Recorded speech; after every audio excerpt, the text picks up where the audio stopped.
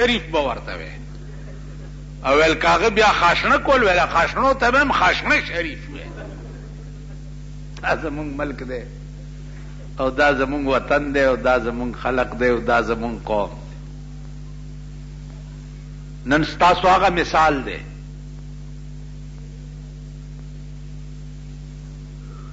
یو امام ولاړ دی په مصلی باندې، رستو ورپسې مقتدیان ولاړ دي. بار نه څوک راغی السلام علیکم.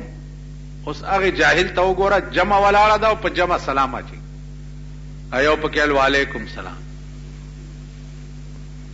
نو ابل دا سیوالو ویلې په مانځه کې خبرې کې.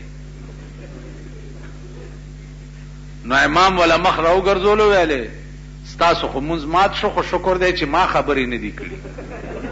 دا امام او دا مقتدیان.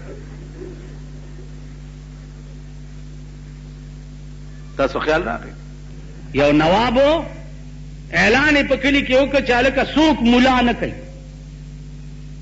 قدر کې ملا پیدا شو نو تبا کوم. وی جی نه کوم، موږ ملا توب نه توبه ده. پټه صلاح کړې ده چې د دې نواب مطلب څه دی، راځئ پټ پکې یو ملا کوي. پټ یو سړی هندوستان ته لېږلی دی او لسته کاله کې ښه عالم شوی دی او کلي ته راغی. چې راغی نواب ته ووایي چې جی مونږ کې خو یو ملا پیدا شو. وی څوک دی؟ وی افلانې. وی تاسو یې راولئ. نو د نوابانو ته که خیال وکړي دا غټې متکې پرتې وي. متکه پېژنئ؟ غټ بالښت، لوی کټ او غټ بالښت او توره یې رایستې ده او په بالښت کې داسې ایښې ده او ملا یې وله راوست. ها ملا صاحب کوم ځای کې د علم وکړو؟ نواب ورته وایي. د نوابانو خبرې مې اورېدلي چېرته؟ د خانانو خو به مې اورېدلي که نه؟ خان نواب ها علم دې وکړو؟ او جي همې ښه عالم شوې؟ وی او جي څه خو پاتې نه دي؟ وی نه جي یو ټکی هم نه دی پاتې، ټول کتابونه مې خلاص کړ.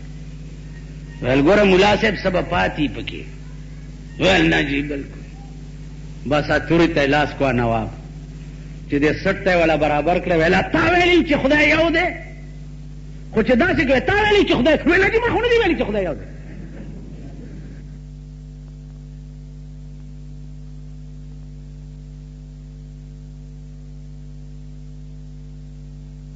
ایمان دی چې څه ته خوري او در سره زه مه خورم، څه ته اغوندي در سره زم واغونده.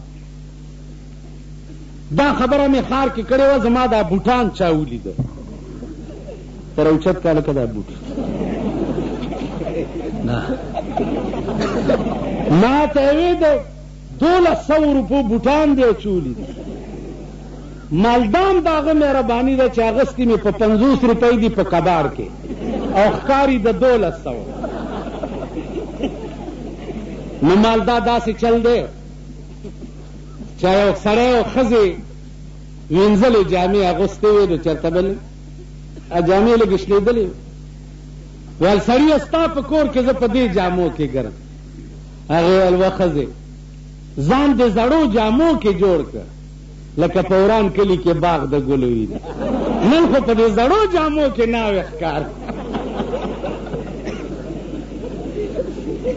نو دام د هغه مهرباني ده چې د 50 روپو د کباړ بوټ تا ته د 1200 ښکاري او تا د 1200 کوټ یا د 15-16 روپو پینټ اغوستی او پکې د چواړیانو جمعدار ښکاري. دام د هغه مهرباني ده چې ما د کباړ بنین اغوستی او ته وایې چې دا د لندن نه ورته چا راوړی دی او تا د لندن نه راوړی خو چې هلته مخکې د سپیا کې په شان دی پکې کباړ ښکاري. ځکه دوی له خو خدای شکلونه نه دي ورکړي. د چا پوزه کږه ده، د چا خوله کږه ده، د چا غوږ بونډی دی. خیال دې راغی که نه؟ نو دا هم د هغه مهرباني. زه هلکومه طالب وم، نو یو مړي ته تلي چې مړي ته تلي نو امړي والا 15 روپے طالب لا ورکړي مال یې چراوړې زدا سي کلنکار غوندې هم مال زنه نو هغه زما 15 طالب لا ورکړي چې روان شو په سایکلونو سوار شو نو چې لارې تراجو نو شربت والا گاډی ولاړو نو طالب ته مې چل کې 1 روپۍ راکړه چې دا شربت پیوس پر خدای راستي کې درکړم هلته د کلنکاری کوله اوس به 1 روپۍ راکړه نو ما خیر خو زمان 15 خو درالې کنه ویل والله به داسې ټیله مې ورکوم مې غورځولو ورته کوشو او په دې سینه ورته کېناستم او 10 واړه مې تېوا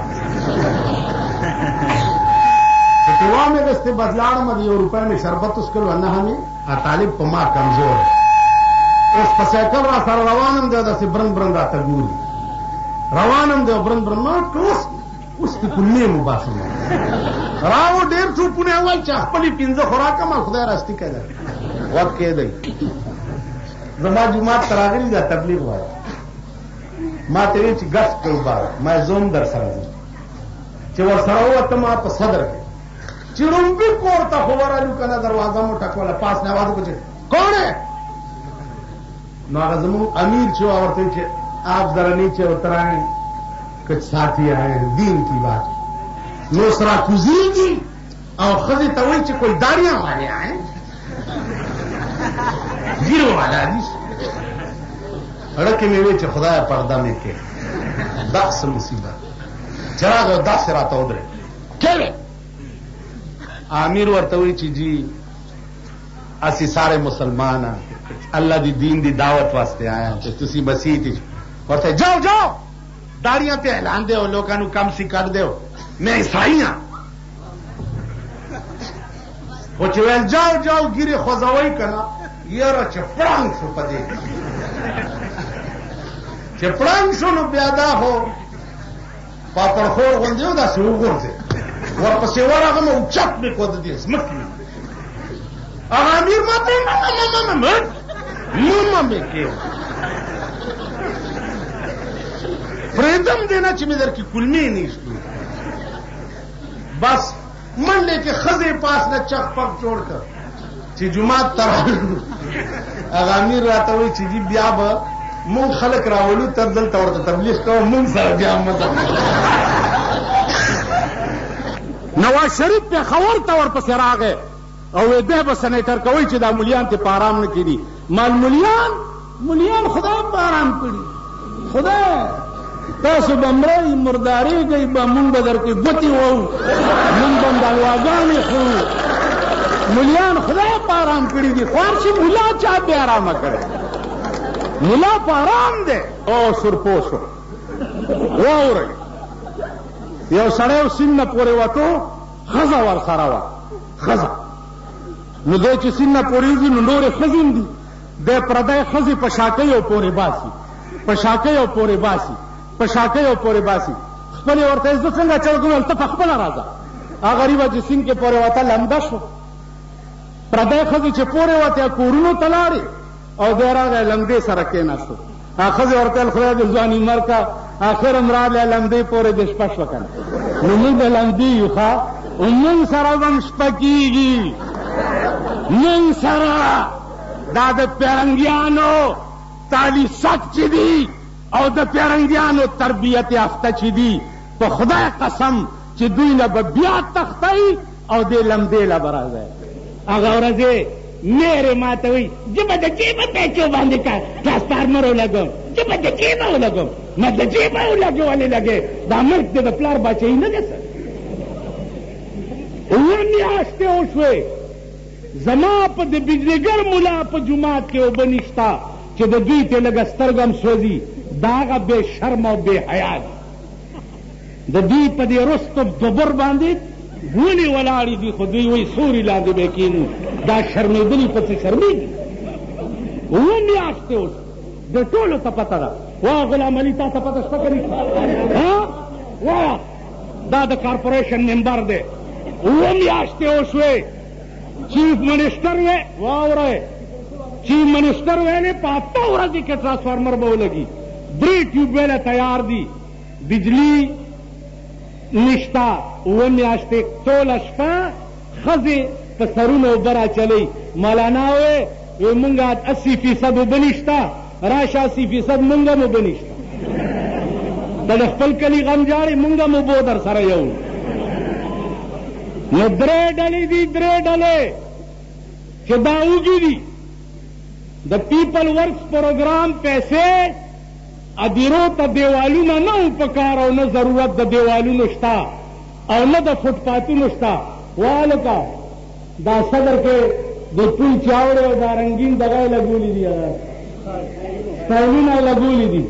یو سړی وکړی دی د لوږې رپېږي او ورته وګوره که نه څنګه خسته او کور دې په سټایلان شه، زه د لوږې مرم او پر سټایلونه لګوي.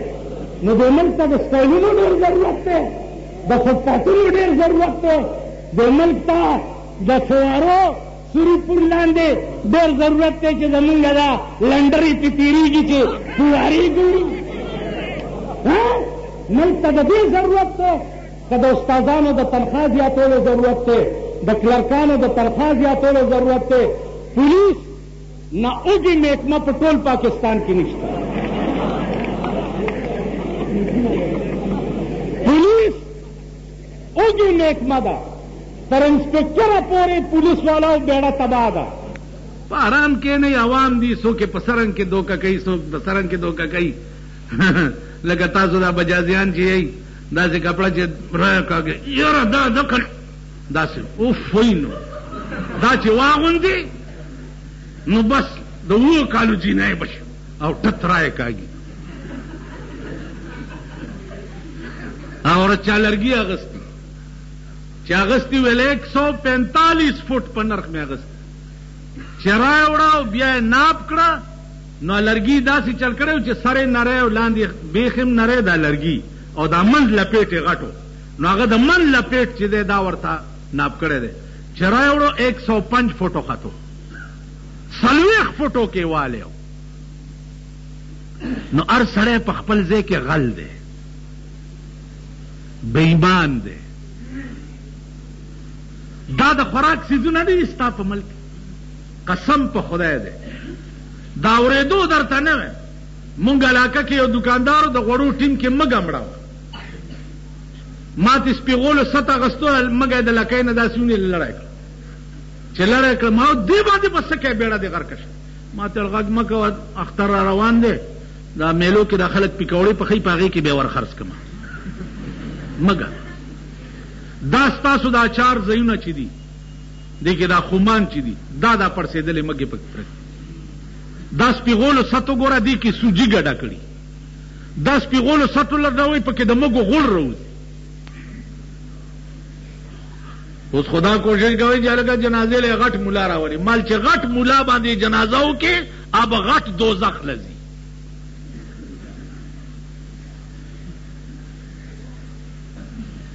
ځکه چې دا غټ ملا راته ښکاري د جنت در باندې. د شیعګانو کې یو ډله ده دغه ورته وایي میا مرید ورته وایي. لکه دا مونږ کې چې ډلې دي داسې هغې غریبانو کې هم دي. نو پاړه چنار کې ورسره ناست وم، یو سړی راغی وایي چې زوی مې ډېر بد عمله و او څه ډېر روان و او دا ګډوری مې راوستی دی که چېرته. ویل په ګډوري څه کېږي خو